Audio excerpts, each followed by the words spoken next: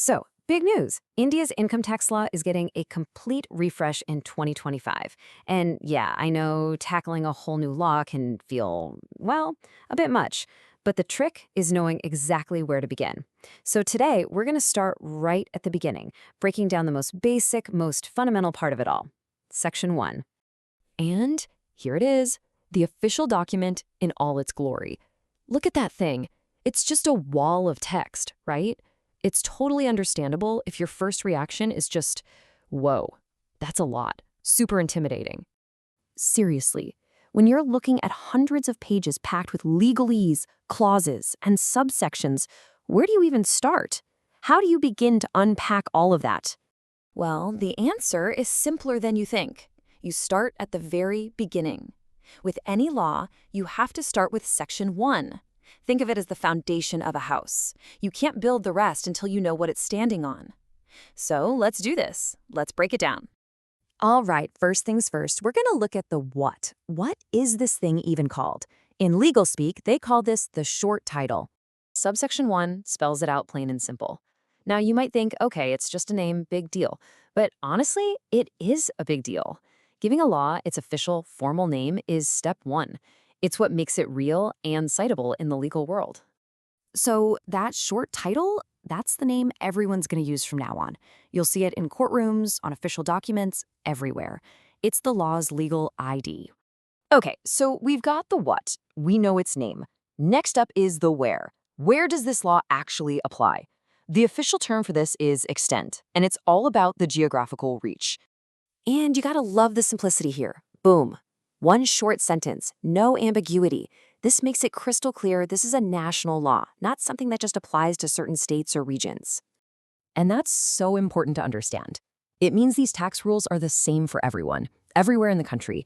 It doesn't matter if you're in Mumbai or a tiny village in the mountains. This is the law that applies.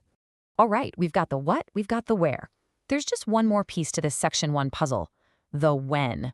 In other words, when does this whole thing kick in? This is called the commencement date. So the text says it all starts on April 1st, 2026. Now, you might see that little phrase at the beginning, save as otherwise provided. Don't let that throw you. That's just standard legal boilerplate. All it means is that maybe, just maybe, a few tiny parts of the law might start on a different day. But for the whole shebang, The date you need to remember is April 1st, 2026. That's the big one.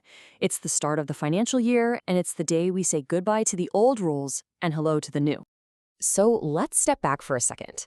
We've just gone through 3 little subsections. It seems pretty simple, right? So why does it matter so much? Well, I think the best way to wrap your head around it is to think of Section 1 as the law's official birth certificate. This table puts it all together perfectly. You have the name, the reach, and the start date. These are the 3 pillars. Section 1 locks these in, and literally every other part of the entire act builds on top of this foundation. And that's why that birth certificate idea really clicks. Before you can get into all the nitty-gritty details about tax rates and deductions, you first have to establish the law's basic identity.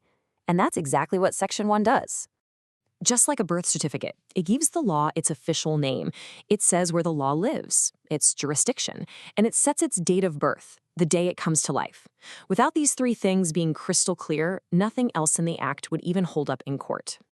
So there you have it. The foundation is set. The law officially has a name, a place, and a start date. So, what's next? What's the logical next step once a law is born? Well, you've got to define your terms, right? And that's exactly what we'll dive into next time. You are not going to want to miss that one because that's where things start to get really interesting. So to make sure you get the heads up, go ahead and like, share, subscribe, and definitely click that little bell icon for updates. Thanks for tuning in.